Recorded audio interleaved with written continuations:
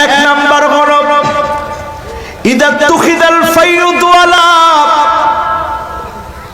এক নম্বরে যখন গনিমতকে মানুষ নিজের সম্পদ মনে করে বক্ষণ করে ফেলবে, আপনি বুঝে নেবেন যারা বক্ষণ করছে, যারা গনিমতটাকে নষ্ট করছে, এই গনিমতকে যারা নষ্ট করবে তাদের দ্বারা দেশের কল্যাণ কোনোদিন সাধিত হতে পারে না। ঠিক না বেঠিক? আলামত নাম্বার কত? কয়টা বিষয়ের পরে আযাব আসবে? আরো আসতে বলেন। এরপরে আমার ভাইরা, ওয়াল আমানাতু মাগনামা, দুই নাম্বার বিষয় হচ্ছে আমানত যখন রাখা হবে, আমানতের খেয়ানত যখন করা হবে, আপনি বুঝে নেবেন অগ্নি বাতাস আসার সময় একেবারে সন্নিকটে। ঠিক না বেঠিক? এখন বলেন আমানতদারিতা কি আছে? রাস্তা ঘাট, ব্রিজ, কালভার্ট, কোটি কোটি টাকার বাজেট যদি আমানতদারিতা আপনি নষ্ট করেন, তাহলে বুঝবেন আযাব আমরা নিজ হাতে ডেকে আনতেছি। ঠিক না বেঠিক? কত নাম্বার? কথা কয় না। কত নাম্বার? বলবো কয়টা? গেছি কয়টা? বাকি আছে কয়টা? ওয়াজ-যাকাতু মাগরামা, এমন একটা সময় আসবে যাকাতটাকে মানুষ অভিশাপ মনে করবে। যাকাত দেওয়ার সময় হলে মুখ কালো হয়ে যাবে। আজকে সমাজের দিকে তাকায় দেখেন, হাজার হাজার কোটি টাকার মালিক 1 ট্রাক শাড়ি কিনে যাকাতের শাড়ি নাম দিয়ে ওই সমস্ত মুনাফিক যাকাতের নাম করে যাকাতের শাড়ি বিতরণ করে। যাকাত কোনোদিন তার পক্ষ থেকে আদায় হবে না। ঠিক না বেঠিক? হুজুরা জিজ্ঞাসা করলে কয় হুজুর অনেক দিছে। কি দিছে? 1 ট্রাক যাকাতের শাড়ি, যাকাতের লুঙ্গি সব দিয়েছি পুরো গ্রামবাসীকে, একজনও বাদ নাই।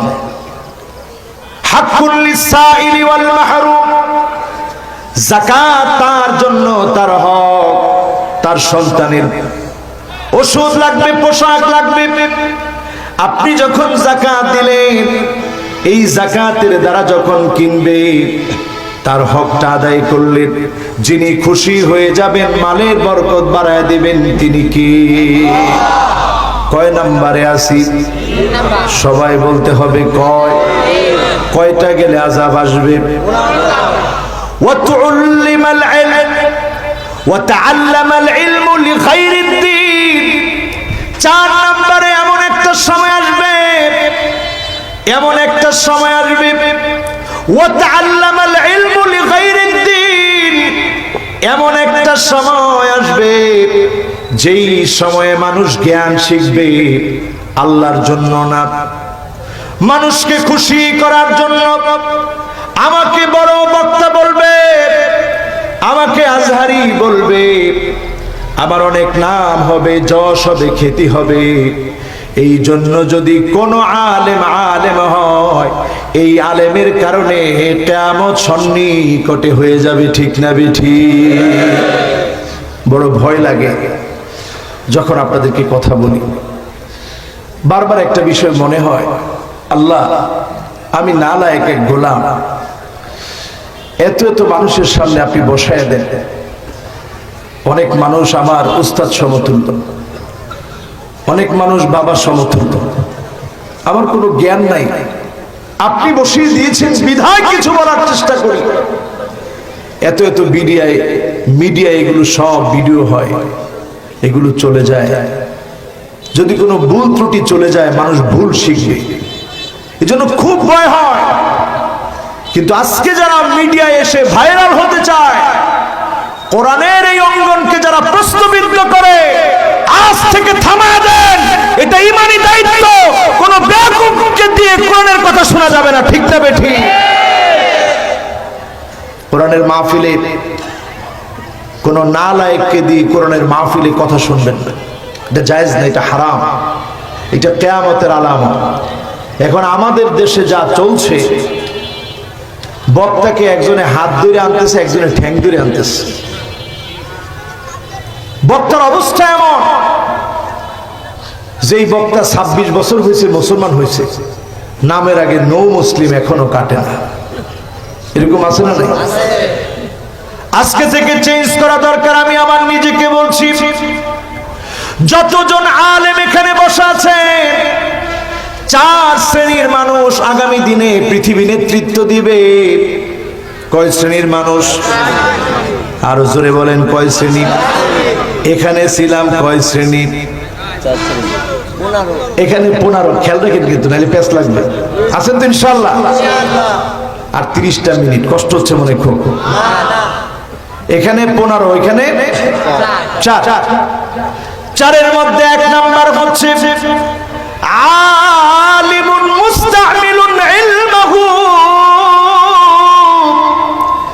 যেই আলেম তার জ্ঞান কাজে লাগাবে, জ্ঞান শিখেছে, আল্লাহকে চিনেছে, এ অনুযায়ী যেই আলেম আমল করবে, যে আলেম জালেমের বিরুদ্ধে বলবে, জুলুমের বিরুদ্ধে বলবে, হকের পক্ষে বলবে, বাতিলকে পরাভূত করার জন্য লড়াই করবে, ওই আলেমকে যিনি বিজয় দান করবেন তিনি কে?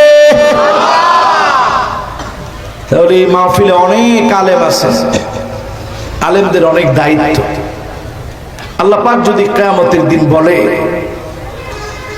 তোর ওয়াজ শুনে মানুষ দিনের দিকে এসেছিল কিন্তু তোর ভিতরে পরিবর্তন হয় নাই, আল্লাহ পাক বলে যদি আমাকে ছুড়ে জাহান্নামে ফেলে দেয়, সেদিনের চাইতে দুর্ভাগা কপাল পোড়া আমার চাইতে আর কে হবে? আর সেদিন যদি আল্লাহ বলে, গোলাম তোর একটা দিনের মাহফিল আমার কাছে কবুল হয়েছে, যা আমি আল্লাহ তোরে মাফ করে দিলাম। সুবহানাল্লাহ। এজন্য সব কাজ করবেন ইখলাসের সাথে। আলেম ইলমকে কাজে লাগাবেন, যিনি দুনিয়া আখিরাতে সফল করে দিবেন তিনি কে? আল্লাহ। 2 নম্বরে সফলতা অর্জন করবে ওই ব্যক্তি, ওয়াজাহিলুন লা ইস্তানকিফু আন ইয়াতাআল্লাম। যেই ব্যক্তি জানে না, জানার ক্ষেত্রে কোনো লজ্জা পায় না, শিখার জন্য বসে পড়ে, কোরআন শিখার জন্য চেষ্টা করে, বয়স হয়ে গেছে, জিহ্বা ভারী হয়ে গেছে, এরপরেও কোরআন পড়ার জন্য চেষ্টা করে, তাকে যিনি দুনিয়া আখিরাতে সফলতা দান করে দিবেন তিনি কি? কয়টা গেল? 2টা বাকি আছে। আরো জোরে কোন? 2টা। কয়টা? 3 নম্বরে আমার ভাইরা, ওয়া গানিয়ুন লা ইয়াবখালু বিমালিহি। যেই ধনী ব্যক্তি তার সম্পদ থেকে ব্যয় করতে গিয়ে কৃপণতা করবে না, তাকে যিনি দুনিয়া আখিরাতে সফল করে দিবে তিনি কি?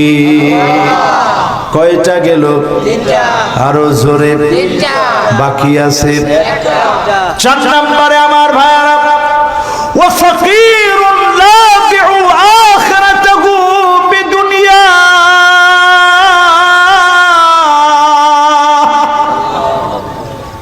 যেই দরিদ্র ব্যক্তি দুনিয়ার দরিদ্রতা তাকে আটকে দিতে পারে নাই, দুনিয়ায় দরিদ্র ছিল কিন্তু নামাজ পড়েছে, রোজা রেখেছে, আল্লাহকে ডেকেছে, তাকে যিনি জান্নাতের জন্য কবুল করে নেবেন তিনি কে?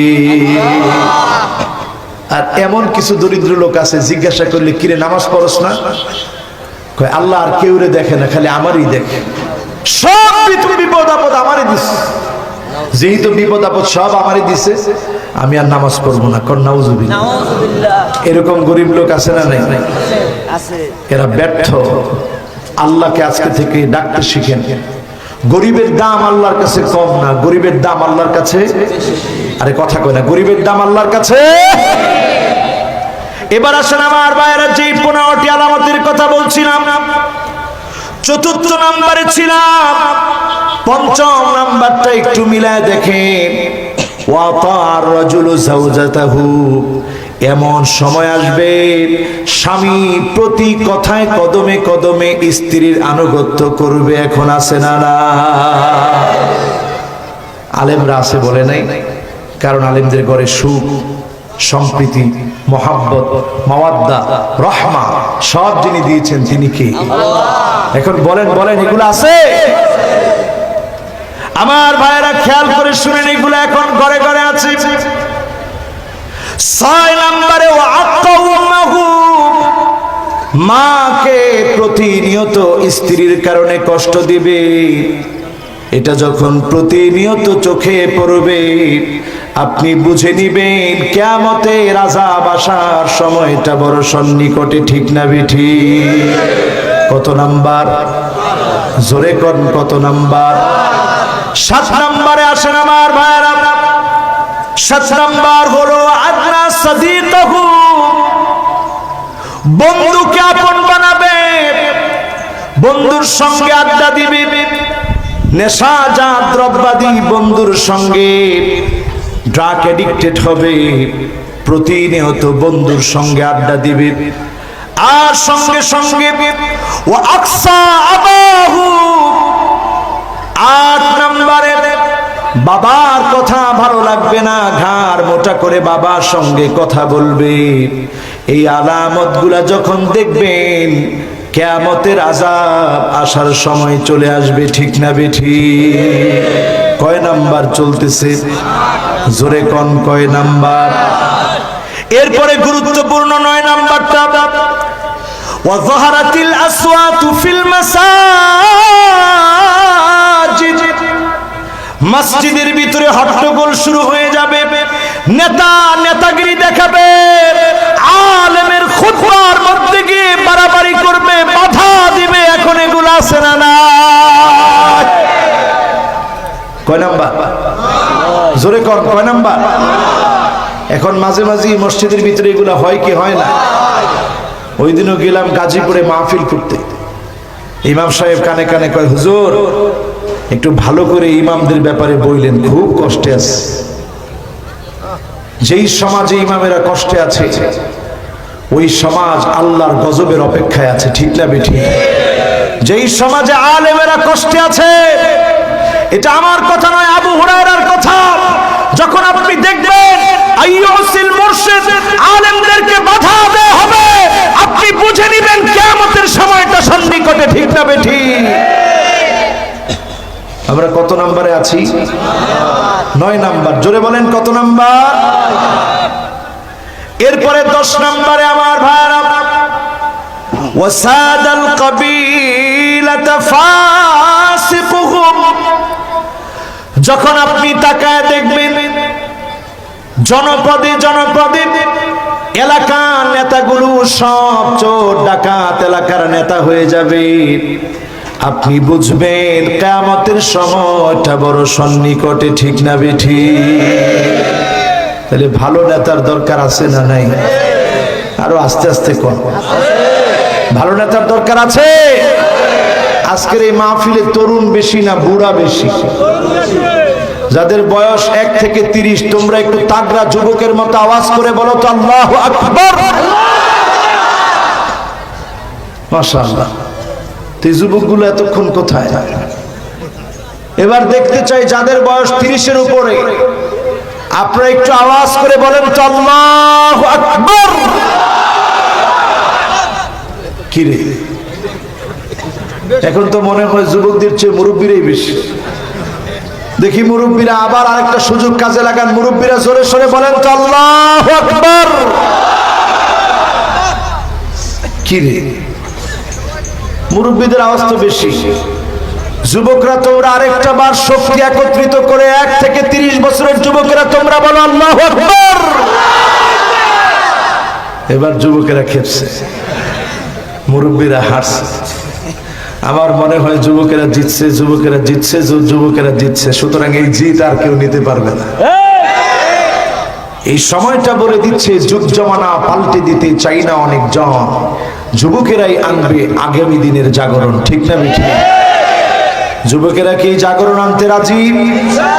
জোরে কোন রাজি? আচ্ছা, যে কথাগুলো বলতেছি কথাগুলো কি আমার কথা? আল্লাহর রাসূল তিরমিজির ভিতরে হাদিসটা বলেছেন, 2214 নং হাদিস।